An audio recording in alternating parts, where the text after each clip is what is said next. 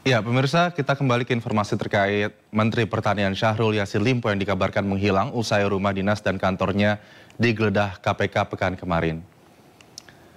Keberadaan Menteri Pertanian Syahrul Yassin Limpo menjadi pertanyaan banyak orang usai rumah dinas dan kantornya digeledah KPK. Sebelumnya diketahui Menteri Pertanian Syahrul Yassin Limpo berangkat ke luar negeri untuk melakukan kunjungan kerja ke Italia dan Spanyol bersama jajaran eselon 1 Kementan dalam rangka pengembangan greenhouse skala industri. Mentan Syahrul yang saat rumahnya digeledah KPK sedang berada di Eropa seharusnya sudah tiba di tanah air pada Sabtu 30 September lalu. Namun hingga kini Mentan Syahrul tidak diketahui keberadaan dan kabarnya. Bahkan oleh wakilnya Herwig Hasnul Kolby yang mengaku tidak mengetahui keberadaan Syahrul.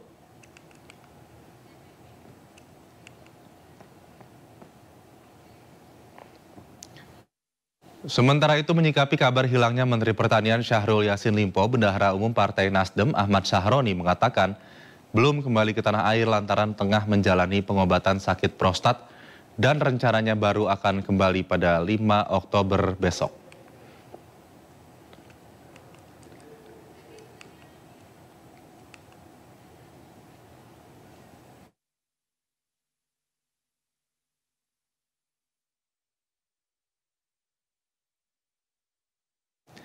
Ya, KPK hingga saat ini masih belum memberikan keterangan resmi terkait siapa saja pihak yang ditetapkan sebagai tersangka dalam kasus dugaan korupsi TPPU dan pemerasan di Kementerian Pertanian. Untuk membahas masalah ini sudah bersama kami pegiat anti korupsi Tama Satria Langkun. Selamat siang, Mas Tama. Menurut Anda, mengapa KPK saat ini belum menangkap atau mengungkap tersangka korupsi di tubuh Kementerian Pertanian RI?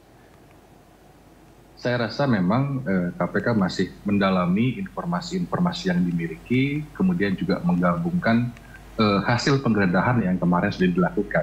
Kita ingat bahwa KPK sudah melakukan penggeledahan di berbagai macam tempat terkait dengan perkara ini, termasuk di rumah Mentan sendiri. Nah, di sana kan kemudian memang ada beberapa informasi-informasi baru ya.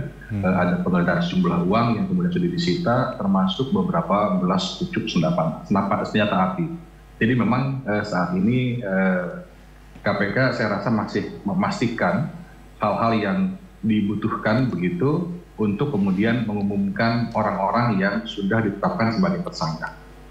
Oke, kita lihat kasusnya dari September kemarin ya, tepatnya akhir September. Ya. Mentan Syahrul Yassin Limpo sampai sekarang dikabarkan dalam tanda kutip hilang, begitu bahkan Wakil Menteri Pertanian sendiri tidak mengetahui keberadaan Mentan hingga saat ini. Sebetulnya apa langkah yang harus diambil KPK? Apakah harus kemudian memasukkan nama Mentan Syahrul dalam DPO atau daftar pencarian orang, atau menunggu saja sampai kemudian yang bersangkutan pulang gitu? Karena sampai sekarang kita tidak tahu keberadaan beliau. Iya.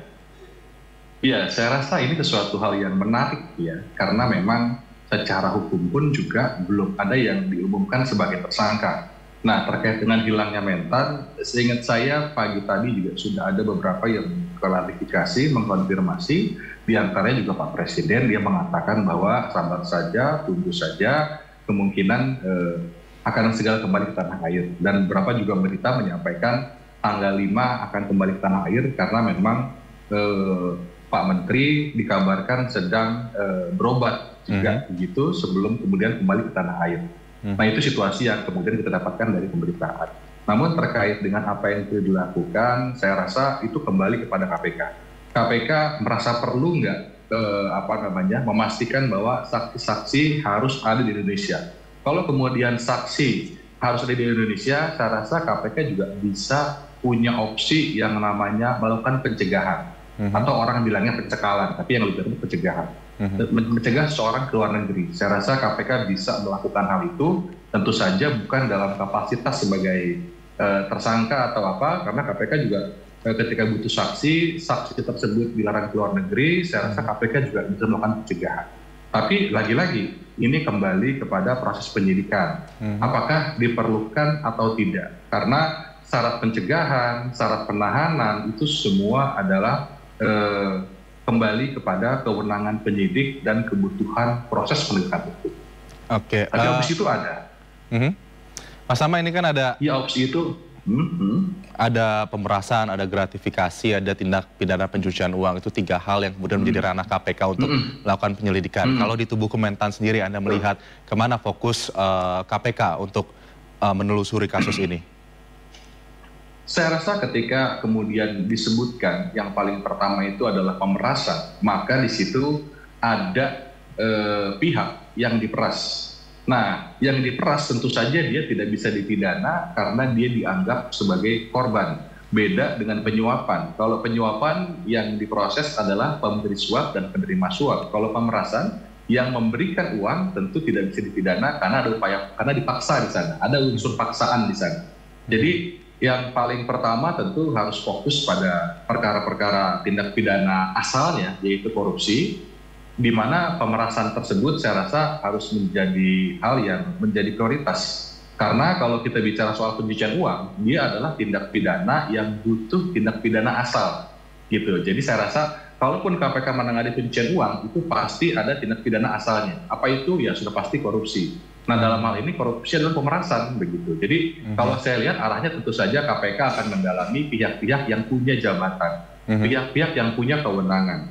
Di kementerian siapa saja tentu ada banyak menteri punya kewenangan, pejabat sekelas dirjen juga punya kewenangan, bahkan seorang wakil menteri pun juga punya kewenangan. Gitu. Jadi KPK akan fokus pada objek kewenangan itu. Oke, Mas Tama, menurut saya demikian. Ini terakhir ya, kita tahu ini lagi-lagi kader dari Partai Nasdem yang terlibat kasus korupsi ini. Tanggapan Anda? Ya, tentu saja kalau soal partai politik, hampir semua pernah dijerat begitu ya. Jadi ini bukan kemudian soal partainya, tapi memang soal murni penegakan hukum. Dan kebetulan memang dalam beberapa bulan terakhir sudah ada 2 kadernya yang kemudian juga pejabat sekelas menteri yang kemudian dikait-kaitan dengan perkara korupsi. Untuk Pak Yasin kan tentu kita harus terapkan prinsip azas praduga tidak bersalah karena beliau belum jadi tersangka atau ada penetapan lebih lanjut terkait dengan statusnya. Jadi kita masih hargai dan dia masih sebagai saksi. Gitu. Baik, terima kasih Mas Tama S. Langkun, pegiat anti korupsi sudah bergabung bersama kami siang hari ini. Kita tunggu bagaimana kelanjutan pengembangan kasus ini. Selamat siang Mas Tama, salam sehat. Selamat siang Mas Ali, terima kasih.